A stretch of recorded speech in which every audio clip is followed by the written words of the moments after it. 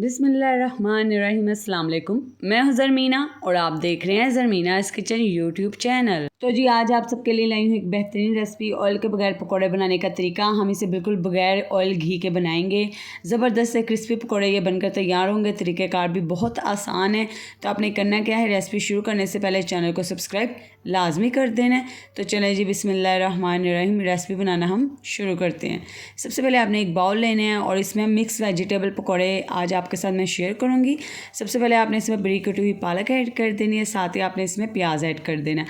Half cup मैंने पालक लिया है और 2 टेबल स्पून के करीब मैंने इसमें प्याज ऐड किया है। तो जब यहाँ पे 2 टेबल स्पून के करीब मैंने इसमें बरीक कटी हुई शिमला मिर्ची ऐड कर दिया और 1 टीस्पून के करीब मैंने बरीक काट कर इसमें ऐड किया है सब्ज़ मिर्ची और साथ ही हमने इसमें बरीक काट कर ऐड कर दिया जी धनिया। अब हम यहाँ पर 2 टेबल स्पून के करीब ऐड कर देंगे बरीक कटे हुए आलू। बिल्कुल इस तरीके से आपने काट कर आलू इसमें ऐड करने हैं। तो जी अब हम इसमें ऐड कर देंगे बेसन। तो यहाँ पर तकरीबन मैंने 1 कप के करीब इसमें बेसन ऐड कर दिया है, ठीक है। तो जी अब हम यहाँ पर साबुत धनिया ऐड करेंगे, हाथों से हल्का सा मसल कर आपने इसमें ऐड करना है और 1 टीस्पून के करीब आपने इसमें साबुत ज़ीरा ऐड कर देना है, ठीक है जी। तो अब हम इसमें मसालों में ऐड करेंगे 1 टीस्पून के करीब कुटी मिर्च और साथ ही अब हम इसमें ऐड कर देंगे ज़ीरा पाउडर। यहाँ पे 1 टीस्पून के करीब मैंने इसमें ज़ीरा पाउडर ऐड किया है। नमक ऐड करेंगे अपने टेस्ट के हिसाब से, मैंने यहाँ पे 1 टीस्पून के करीब नमक ऐड किया है और अब हम इसमें लाल मिर्ची पाउडर ऐड कर देंगे हाफ़ टीस्पून के करीब और अब हम इसमें ऐड कर देंगे अनारदाना। ये हम पकौड़े में लाजमी डालेंगे, इसमें हाजमा बहुत ही अच्छा रहता है अनारदाना डालने से। तो जी अब यहाँ पर हम इसमें ऐड कर देंगे हल्दी, हाफ़ टीस्पून के करीब मैंने यहाँ पर हल्दी ऐड किया है। तो जी पानी आपने एकदम से इसमें मिक्स नहीं कर देना क्योंकि सब्जियों में भी काफ़ी पानी मौजूद होता है, पहले आपने अच्छे से मिक्स कर देना है। तो जी उसके बाद आपने इसमें थोड़ा सा तकरीबन 2 से 3 चम्मच इसमें पानी ऐड करना और अच्छे से मिक्स कर देना है। ये सारा बैटर आपका अच्छा सा तैयार हो जाएगा। तो ये देखें ऐसे आपका पकौड़ा बनना चाहिए। जब आप इसको हाथ में रख कर ऐसे प्रेस करें तो अच्छे से इसकी बाइंडिंग होनी चाहिए।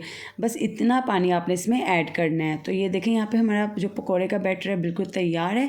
अब यहाँ पे हम लास्ट में 2 चुटकी के करीब इसमें ऐड कर देंगे मीठा सोडा और इसे दोबारा से अच्छे से मिक्स कर लेंगे।